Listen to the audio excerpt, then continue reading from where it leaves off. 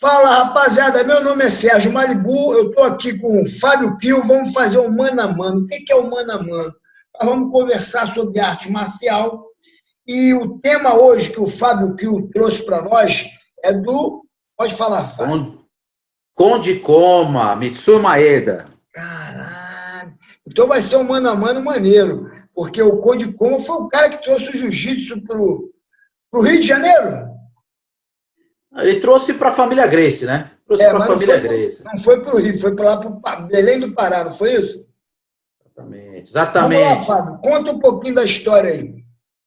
Beleza, Malibu, vamos lá. Bom, Conde Koma, lógico que ele tem uma história muito interessante, tá? Eu queria até começar antes, Malibu, se me permitir, falar um pouquinho antes dele chegar no Brasil, tá? Todo mundo conhece essa história, ele, né, conheceu o Carlos Gracie lá em Belém do Pará, e depois, né, a maioria da história o pessoal conhece, que aí o Carlos começou a disseminar o jiu-jitsu pela família Gracie, né? Mas por que o Conde Koma é tão importante? Porque ele saiu do Japão, cara, e ele viajou durante 10 anos pelo mundo, cara. 10 anos viajando, entendeu? É muito tempo para aquela época, né? Estamos falando do começo do século aí, entendeu? Então, pô, você imagina naquela época, o cara passar pelos Estados Unidos, né? Ele passou pelos Estados Unidos, viajou lá dentro dos Estados Unidos, passou pela Europa, vários países da Europa, entendeu? Então, pô, você imagina, você mesmo que é um cara que viaja, Malibu, quando você viaja, você não aprende coisas, você não tem influência também? Com certeza, você conhece outras culturas, mas hoje em dia, para viajar, os aviões, tudo é muito mais fácil. Naqueles tempos, o cara viajar, foi em 1900, né? Pô, o cara realmente era um guerreiro mesmo. Foi no começo do século, exatamente. O Conde Koma, só para você ter uma ideia, ele chegou, ele não foi o primeiro, tá? Ele saiu lá do Kodokan, né? Ele não foi o primeiro a chegar nos Estados Unidos, tá? Já tinha outro japonês lá, que era o Yamashita, que já estava lá, né? E o Conde Koma chegou lá nos Estados Unidos com o Tomita em dezembro de 1904. Entendeu? Olha a época que nós estamos falando, cara. Então, pô, ele chegou lá, começou a fazer inicialmente esse processo de tentar disseminar o judô, né? Porque ele veio do Kodokan, né? Ele veio do judô, né? Então, ele chegou com o Tomita lá, e começaram a fazer palestras, entendeu? Apresentações. Ô, Fábio, deixa eu te interromper e vamos fazer uma pergunta que é uma dúvida gigantesca da galera do jiu-jitsu.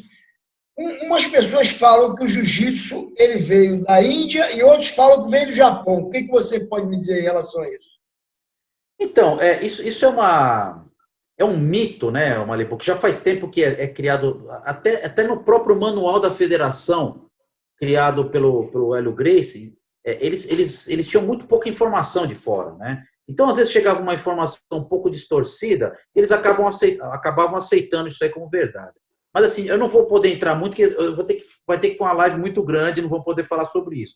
Mas o jiu-jitsu, ele é originário do Japão, tá? Que existe aí algumas pessoas que fazem um link, mas é porque teve influência, porque o budismo saiu da Índia passou para a China. Pô, mas se você for ver, então não tem nada original. Se você for começar, porque o ser humano foi o primeiro ser humano, vou fazer uma comparação aqui, tá, Malibu? O primeiro ser humano que os cientistas acharam aí no mundo foi lá na África. O ser humano mais antigo que eles encontraram. O esqueleto do cara lá. Pô, isso quer dizer que nós somos africanos? Eu acho que não, entendeu? Eu acho que não. Porque depois teve outras, né? Outras linhagens. Quer dizer, o jiu-jitsu, como essa forma, como esse sistema, né? Que eram vários estilos de lutas, não um só. O jiu-jitsu eram vários estilos de luta do Japão. Tá? Ele teve a sua consolidação no Japão, cara. Ele pode ter no passado ter tido influência muito lá atrás, mas é uma coisa que não tem nada a ver, é independente isso aí, entendeu? Mas tem um ditado que todo mundo conhece, que é o que veio primeiro, o ovo ou a galinha? O ovo ou a galinha. Então eu vou lhe fazer uma pergunta, Fábio. Vai lá. O que veio primeiro, o judô ou o jiu-jitsu? Isso é fácil responder. As pessoas, às vezes, elas não entendem, às vezes, o significado do jiu-jitsu. Tá? O jiu-jitsu japonês, então aí, agora eu estou falando certo. É que nem o Sérgio tem um monte, mas qual que é o Sérgio, né, Jardim, o Sérgio Malibu? É um só. O jiu-jitsu japonês, como eu falei, eram vários estilos de luta, e não um só. Tá? Então, se você chegasse no Japão no século XIX, falasse jiu-jitsu, ele ia perguntar qual estilo, né? Tinha o estilo A, B, C, D, tinha N estilos lá, tá? Então, era um nome genérico, era como se você falasse luta, tá? Lá no Japão.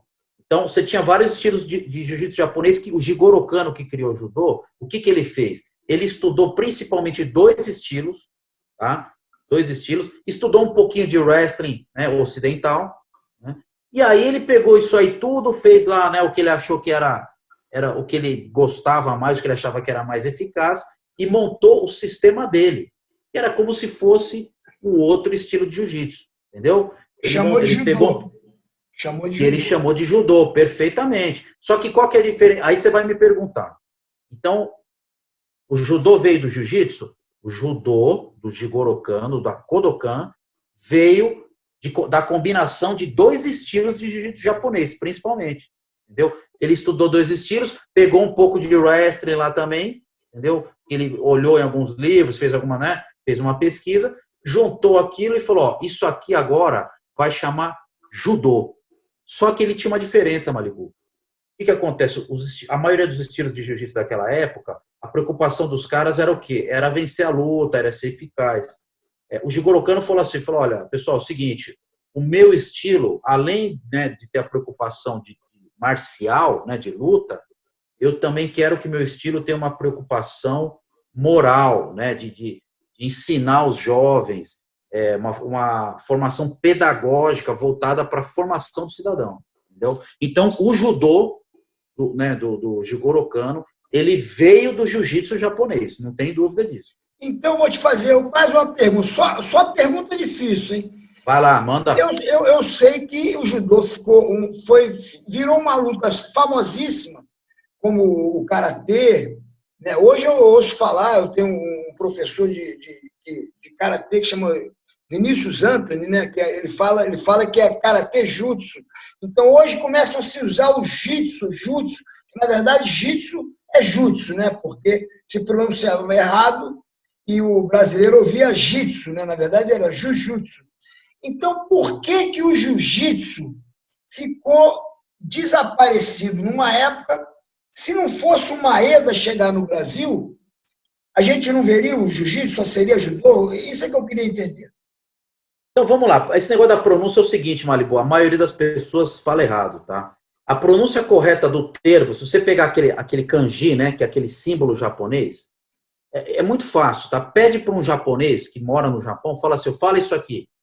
Ele vai olhar e vai falar, meu tio, tá? Minha família do meu pai é japonesa. Meu tio é nascido no Japão e casou com a minha tia e mora no Brasil hoje. Ele só fala japonês. Se você mostrar para ele o símbolo, o kanji, ele vai olhar e vai falar jiu-jitsu. Para o português, é isso que eu quero dizer. É difícil você, com a letra que a gente tem, você traduzir isso, cara. Porque assim, é um D e um J. É jiu-jitsu. Então, ele fica entre o Gil, ele não é Gil, mas também não é Ju. Tá entendendo? Ele mas fica no meio termo. Jujutsu. Em japonês é Jujutsu. Não. Em japonês é um símbolo chamado, né, é um símbolo que eles usam, né, que não é a nossa letra, tá? E esse símbolo, ele tem um fonema deles lá, é o kanji, né? É um tipo de letra antiga que veio da China que chama kanji. Tá? Esse kanji, né, kanji chama, kanji, o japonês, só o japonês entende aquilo, né? E o chinês, o japonês olha e ele fala jiu-jitsu. Então, é difícil você vir aqui com a nossa letra, né? Que é outro tipo de letra, entendeu? Você traduzir. Jujutsu está errado. Jiu-jitsu está errado também. Se você pegar para um japonês e pedir para ele ler judô, sabe como que ele vai ler? Judo, judo. Tá entendendo? A gente fala errado, né? A gente fala errado. Então, como a gente não consegue escrever isso, a gente escreve judô. Eu gostei dessa tua explicação, mas eu queria mais uma informação sua. Que a pergunta que eu fiz também foi o seguinte: por que se o jiu-jitsu foi a mãe das artes marciais, E, de repente, o judô virou uma grande, a parte esportiva mais famosa, vamos dizer assim, no Brasil, como o karatê, e o jiu-jitsu estava praticamente desaparecido. Aí tem milhões de histórias, milhões de lendas que falam que o jiu-jitsu é uma arte que foi escondida. Eu queria saber por que o Maeda veio para o Brasil e veio ensinar jiu-jitsu, né, um jiu-jitsu que ninguém mais conhecia, vamos dizer assim, né? Não se falava mais no jiu-jitsu, só se falava de judô, karatê e outras artes marciais. E de repente, alguém acreditou no jiu-jitsu, que poderia virar uma arte marcial famosa do jeito que ela é hoje, né? Mas se não fosse o Maeda que fizesse esse link com o pessoal do Pará, nada disso teria acontecido. Por que isso aconteceu? Então, Malibu, é importante as pessoas não confundir, tá? Nunca confundir o jiu-jitsu japonês, que é aquilo que a gente falou no começo, tá? Que eram vários estilos de luta e não um só, eram vários, né? Com o jiu-jitsu Gracie ou jiu-jitsu brasileiro. O jiu-jitsu japonês está lá atrás, né? Está no passado. E o jiu-jitsu brasileiro, o jiu-jitsu Gracie, né, como preferir, é uma coisa que foi desenvolvida aqui no Brasil a partir do que o Conde Koma trouxe. Tá? Então, o que acontece? O Conde Koma saiu de lá, só respondendo a sua pergunta, porque o Yamashita, que era um cara da mesma academia dele que o Kodokan, já estava nos Estados Unidos, inclusive ele ensinou o presidente dos Estados Unidos na época, que era o Theodore Roosevelt. Né? Então, obviamente que eles mantinham contato e ele, né, falou, olha, a América é um lugar bom, vem para cá que tem um campo para a gente trabalhar aqui e divulgar nossa arte, que era o judô. Então veio o Conde Koma e o Tomita. Chegaram lá, eles começaram judô. Só que o que acontece, Malibu? Nós estamos falando de 1904, 1905, entendeu? Lá, na época, o pessoal na América só conhecia um nome, jiu-jitsu. O cara vinha falar de judô para ele, aí o que ele respondia, o americano? Conde Koma, mas e o jiu-jitsu? Entendeu? Ficava né, eles ficavam tentando impor o judô, né, falar sobre o judô, só que os caras, como já tinham ouvido falar do jiu-jitsu só, eles ficavam perguntando, mas e o jiu-jitsu? E aí o que aconteceu? Uma coisa que pouca gente entende é o seguinte, o Conde Koma, como eu falei para você, ele ficou viajando durante 10 anos. E chegou um ponto, né, dessas viagens, tá? Eu não vou entrar em muito detalhe aqui, tá bom?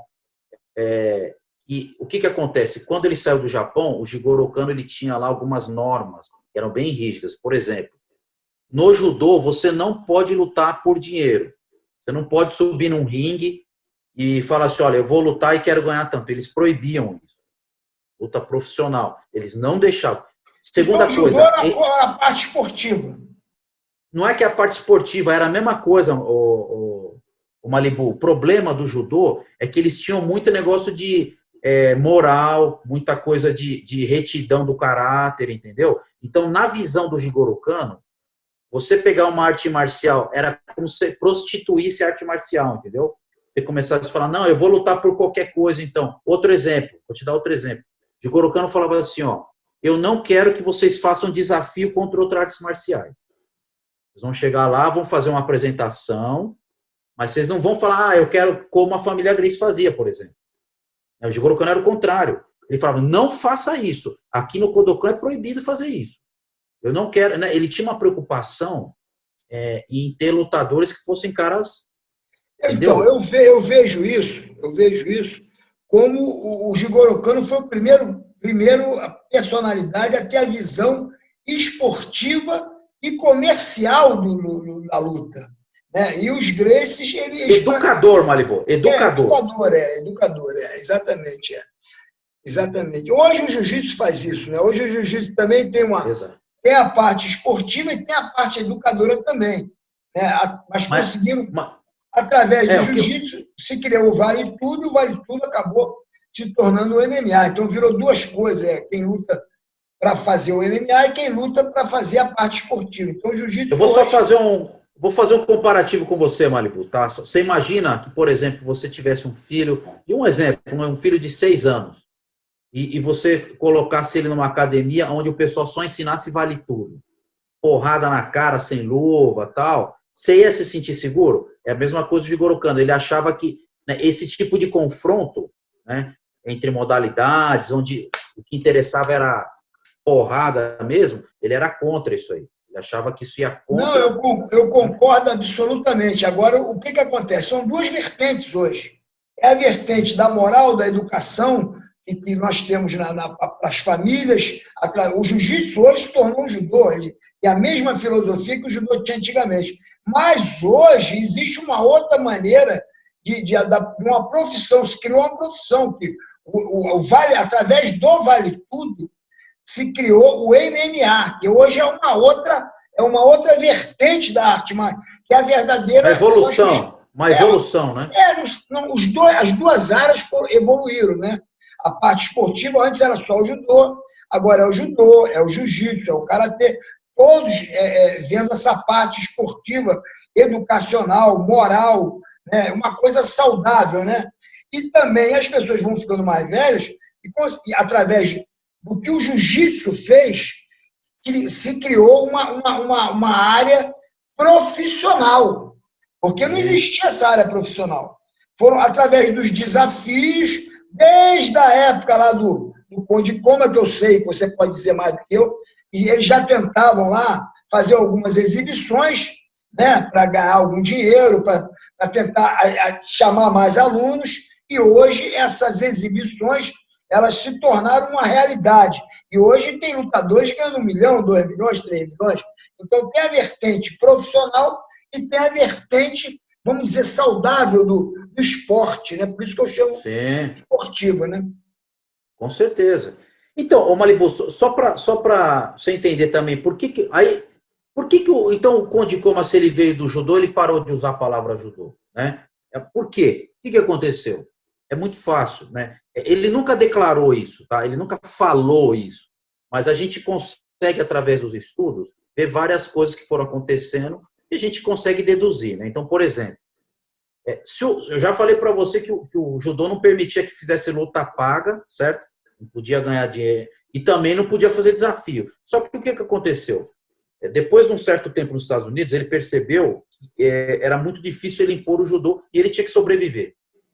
Entendeu? Ele estava lá sem ajuda, sem recurso, né? E aí chegou um ponto e as pessoas começaram a pressionar, né? Principalmente o pessoal do wrestling, né? Do pessoal do catch, né? Do catch wrestling americano, começou a falar, pô, mas ó, esse judô é bom mesmo? Vamos ver então, né? Começou a tentar colocar a prova e começou, e lógico, se você, né? Em qualquer situação, entendeu, Malibu? Eu vou na sua academia, você fala que é bom, pô, vai chegar uma hora que eu vou tentar ali dar uma... Né, deixa eu ver se esse Malibu é bom mesmo. Isso é natural do ser humano. Né? Natural do ser humano, isso aí. Não, mas aí vai ser fácil, né? Você vê se eu sou bom mesmo, porque eu já fui melhor, né? Não fui bom, mas fui melhor. Mas a gente tem sempre uma linha de frente lá para representar. Não, mas então, naquela época ele não tinha. Na verdade, ele era a linha de frente. Era o cara. Porque ele veio com o Tomita, o Malibu, que era um cara pequeno e já com uma certa idade. Entendeu? Então, quem que tinha que encarar os desafios lá? Né? Era o Maeda mesmo, não tinha jeito. E aí, o que aconteceu? Quando ele começou, então, a fazer esses desafios, chegou uma hora que ele cedeu, entendeu? Falou, então tá bom, põe o cara aí, vamos fazer aí um mano a mano aí. Lógico, dentro, né, de uma esportividade, entendeu? Ele começou a enfrentar um pessoal do wrestling, entendeu? E aí, o que aconteceu? Ao longo desse tempo que eu te falo, ele começou a competir no wrestling, ele foi para a Europa, tá? Ele competiu em vários campeonatos de wrestling na Europa. E aí, ao longo desse tempo, Malibu, o que ele próprio percebeu, né? Ele falou, pô, eu estou fazendo apresentação para ganhar dinheiro. Ele fazia apresentação em circo, entendeu? Em eventos, em teatros, coisa que o Jigoro Kano proibia. Ele aceitava desafio do pessoal do wrestling, coisa que o Jigoro Kano proibia. O nome judô, ele não conseguia impor para o pessoal. O pessoal sempre perguntava do quê? Jiu-jitsu. Então, chegou um ponto que ele mesmo falou, então tá bom, eu não vou usar mais, não, né? Ele conseguiu ali dentro da cabeça dele e falou, então tá bom, eu vou começar a falar o nome jiu-jitsu. Então, aí você começa a ver as reportagens dele só falando jiu-jitsu. Foi por isso aí que ele parou de usar o termo. Ô, Fábio Pio, eu vou te agradecer, nós já estamos há quase 20 minutos nessa entrevista muito bacana. Você está sempre comigo, né? Então, vocês aqui no canal Malibu Jiu-Jitsu vão encontrar várias matérias minhas e minhas com o Fábio Pio. Espero que vocês tenham gostado. Manda um abraço para a galera aí, Fábio. Pessoal, obrigado por acompanhar o canal aí do Malibu. Vamos seguir. O Malibu está se propondo agora, ó, tá dominando aí as lives. Vai começar a colocar vídeos diários aí, entendeu? Eu tenho visto várias matérias de vários temas, não só da história, como temas mais atuais aí. Então vamos seguir o canal do Malibu, que sempre vai ter coisa nova aí. Beleza, Malibu? Obrigado pelo convite aí, cara. Obrigado, Fábio. Fica com Deus aí. Tamo junto, rapaziada. Um abraço, até a próxima. Grande abraço a todos aí. Falou.